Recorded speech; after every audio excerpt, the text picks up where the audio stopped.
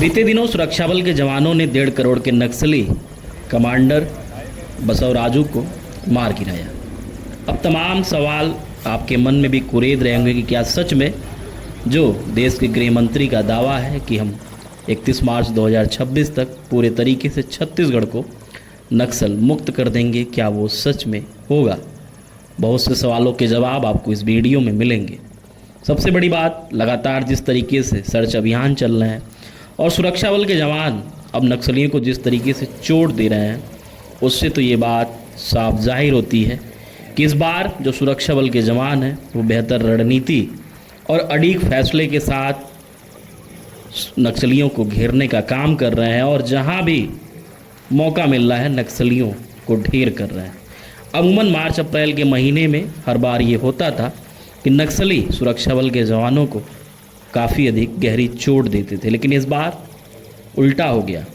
पतझड़ के महीने में जहां जंगलों की बारीकी नक्सलियों को बेहतर ढंग से पता होती थी, जिसका वो भरपूर फ़ायदा उठाते थे, लेकिन इस बार सुरक्षा बल के जवानों ने चारों तरफ से नक्सलियों को घेरा और उनके ही घर में घुसकर उनको ढेर करने का लगातार काम कर रहे हैं। बीते दिनों 1.5 करोड़ का नक्सली बसवराजू को सुरक्षा बल के जवानों ने ढेर किया है। ये वीडियो उससे संबंधित है और आप इस वीडियो में जान पाएंगे कि आखिर बसवराजू की पृष्ठभूमि क्या थी, किस तरीके से वो 150 जवानों का हत्यारा हुआ और क्यों 1.5 करोड़ रुपए का वो इनामी नक्सली कमांडर घोषित किया गया। ये वही नक्सली जो सीएम के मारने का प्लान बनाया, विधायक की हत्या का जिम्मेदार ठहराया गया और बड़े बड़े नक्सली घटनाओं का मास्टरमाइंड भी बसवराजू था।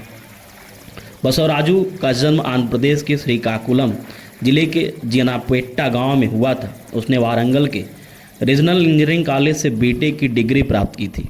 नक्सली आंदोलन में सन 1970 के दशक में बसवराजू ने प्रवेश किया था। नक्सली आंदोलन से जुड़ाव शुरू हुआ और 1980 के दशक में पूर्णकालिक सदस्य बन गया। वो पिछले 35 सालों से माओवादी संगठन की केंद्रीय समिति का सदस्य था। बसवराजू ने श्रीलंका के तमिल संगठन लिट्टे से गुरिल्ला युद्ध और विस्फोटकों की ट्रेनिंग भी ली थी। वो संगठन के लिए बम बनाने और गुरिल्ला युद्ध की रणनीति तैयार करने में माहिर था। नवंबर 2018 में बसवराजू ने मुप्पला लक्ष्मण राव गणपति के स्थान पर सीपीआई यानी कि माओवादी के महासचिव का पद संभाला।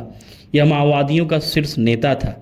नंबाला केशवराज उर्फ बसवराजू पर छत्तीसगढ़ सरकार ने 1.5 करोड़ रुपए का इनाम घोषित किया था। आंध्र प्रदेश, तेलंगाना और महाराष्ट्र में भी उस पर अलग अलग इनाम घोषित थे। ये 3 से 5 लेयर की सुरक्षा में रहता था। इसके साथ हर वक्त 50 बंदूकधारी रहते थे। खुफिया सूचना थी कि बसवराजू कई सदस्यों के साथ नारायणपुर, बीजापुर, दंतेवाड़ा ट्राई जंक्शन पर डेरा डाले हुए है, जिसके बाद चारों जिलों की नारायणपुर, बीजापुर, दंतेवाड़ा और कोंडागांव की डीआरजी की टीम, एसटीएफ और अन्य इकाइयों ने संयुक्त ऑपरेशन शुरू किया।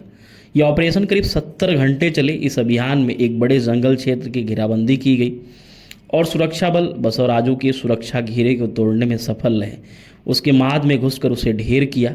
इस ऑपरेशन में कुल 27 नक्सली मारे गए। बसवराजू के कार्यकाल की कुछ दर्दनाक नक्सली हमले को सुनिए। 2003 में अलीपीरी बम विस्फोट में आंध्र प्रदेश के तत्कालीन सीएम चंद्रबाबू नायडू की हत्या का नाकाम प्रयास किया। 2010 में दंतेवाड़ा हमले में 76 सीआरपीएफ जवानों की शहादत।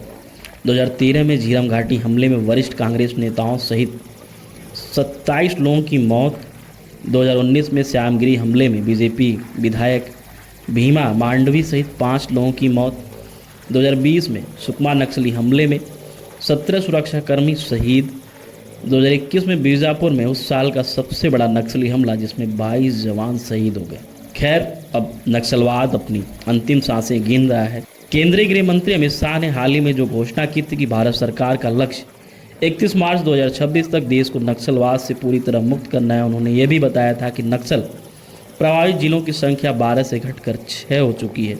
गृह मंत्री अमित शाह ने यह भी स्पष्ट किया कि जो नक्सली आत्मसमर्पण करेंगे उन्हें मुख्यधारा में शामिल किया जाएगा, जबकि हथियार उठाने वालों के खिलाफ सख्त से सख्त कार्रवाई की जाएगी। बसवराजू का अंत केवल एक व्यक्ति की मौत नहीं, बल्कि उस रणनीतिक सोच और नेतृत्व का अंत है जिसने दशकों तक लाल गलियारे में हिंसा की आग जलाए रखी, जिसके निधन के बाद माओवादी संगठन एक नेतृत्व संगठन से जूझ रहा है, जिससे पूरे क्षेत्र में असमंजस और खलबली की स्थिति मची हुई है।